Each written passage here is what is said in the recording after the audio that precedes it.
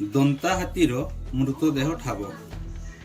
ବେତନଟୀ range ଅଧୀନ ସୁନାହଜା ଗାଁ ମୁଣ୍ଡ ଧାନ କ୍ଷେତରେ ଏକ ଅଳ୍ପ ବୟସର ଦନ୍ତା ହାତୀର ମୃତଦେହକୁ ଠାବ କରିଛି ବନ ବିଭାଗ।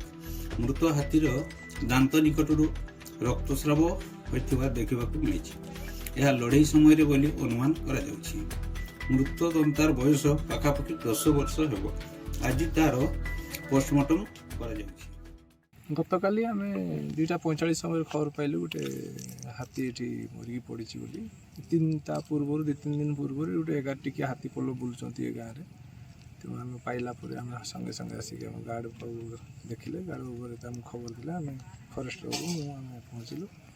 ତାକୁ ଦେଖିଲୁ ଯେମିତି ମରିକି ପଡ଼ିଛି। ଷଣ୍ଢ ଫଣ୍ଡ ତାର ମାଟି ଭିତରେ ପୋତିକି ଥିଲା ଏବଂ ଆଉ କିଛି ମାର୍କ ପାଇଲୁନି। ଆମେ ସାଙ୍ଗେ ସାଙ୍ଗେ ଆମର ଏସିଏଫ୍ ସାର୍ ଡିଏଫ୍ ସାର୍ କେମିତି ଏସବୁ ଘଟଣା ଘଟିଲା ବୋଲି ଭାବୁଛନ୍ତି? ଆମେ ଭାବୁଛୁ ଯେ ତାଙ୍କର ହାତୀ ଭିତରେ ଇନଫାଇଟିଂ ଆମେ ଅନୁମାନ କରୁଛୁ। ପିଏମ୍ ରିପୋର୍ଟ ନ ଆସିଲା ପର୍ଯ୍ୟନ୍ତ ଆମେ କିଛି କହିପାରିବୁନି। ଆମେ ଅନୁମାନ କରୁଛୁ ଏବଂ ଗାଁ ଲୋକଠୁ ଯାହା ବୁଝିଲୁ ଯେ ଦୁଇଟା ହାତୀ ଠେଲା ପେଲା ମାନେ ଲଢ଼େଇ ଲାଗିଥିଲେ ବୋଲିକି ଆମେ ଯାହା। ଏ ହାତୀର ବୟସ କେତେ ହେବ? 5-6 ବର୍ଷ ଖଣ୍ଡେ ବୟସ ହେବ। ଏ ଅଞ୍ଚଳରେ ଆଉ କେତେ ହାତୀ ଅଛନ୍ତି ଏବେ?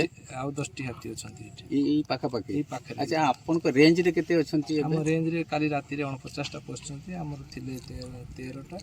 13 ପରେ 49। ଇଏ ହାତୀ ଶିମିଳିପାଳିଆ ନା ଝାଡ଼ଖଣ୍ଡ?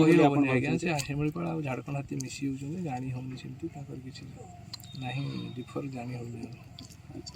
ଆଜ୍ଞା, ପିଏମ୍ଟା ସରିଲା ନା ନାହିଁ, ଆରମ୍ଭ ହେଲା ନା ନାହିଁ? ପିଏମ୍ ଏବେ ଆରମ୍ଭ ହେଉଛି। ଇନ୍ସପେକ୍ସନ୍ ଟିମ୍ କେଉଁଠୁ ସାର୍ ଆସିଛନ୍ତି? ଜେଟିଏଫ୍ ଆସିଛନ୍ତି, ଭୁବନେଶ୍ୱର PCFର ଟିମ୍ ଆସିଛନ୍ତି ଏବଂ ଆମର ଏଠି ଡକ୍ଟର ଟିମ୍ ଆସିଛନ୍ତି।